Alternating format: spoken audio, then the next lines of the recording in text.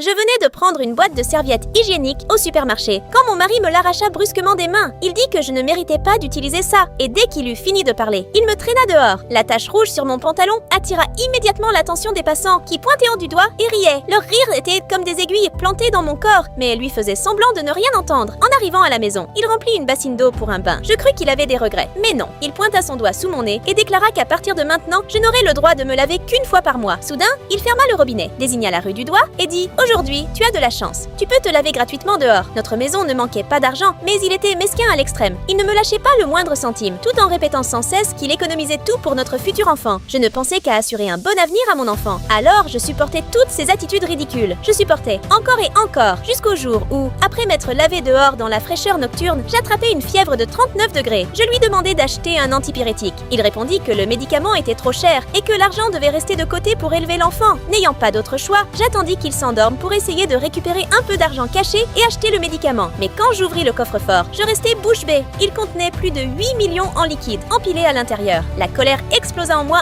instantanément. Je lui demandai comment, alors qu'il avait assez d'argent pour élever 10 enfants, il n'avait jamais acheté le moindre antipyrétique pour moi. Au lieu de se sentir coupable, il retourna la situation et m'accusa de vouloir voler son argent. Il alla même jusqu'à me fouiller de la tête aux pieds, comme si j'étais une voleuse, craignant que j'aie pris ne serait-ce qu'un centime. C'est à ce moment qu'un mendiant entra soudainement par la fenêtre et me fit un signe convenu à l'avance. Sans hésiter une seconde, je hochai la tête. Je regardai alors qu'il enroulait et emportait tout l'argent du coffre. Je n'éprouvais pas la moindre pitié, car je savais très bien qu'entre les mains de cet homme, je n'aurais jamais réussi à acheter ne serait-ce qu'une aiguille. En sortant par la porte de la maison, j'entendis un cri déchirant venant de l'intérieur. Il n'imaginerait probablement jamais que tout cela avait été planifié à l'avance entre le mendiant et moi. Cet argent, qui aurait dû être le nôtre et qu'il avait monopolisé, finit par tomber directement entre mes mains. En tenant cette somme, je réalisais soudain que tous les sacrifices que j'avais faits par le passé n'étaient plus qu'une immense plaisanterie. Ce que j'ai fait était-il bien ou mal? Et si tu aimes ta maman, alors like cette vidéo, abonne-toi à la chaîne et écris « J'aime maman » dans les commentaires.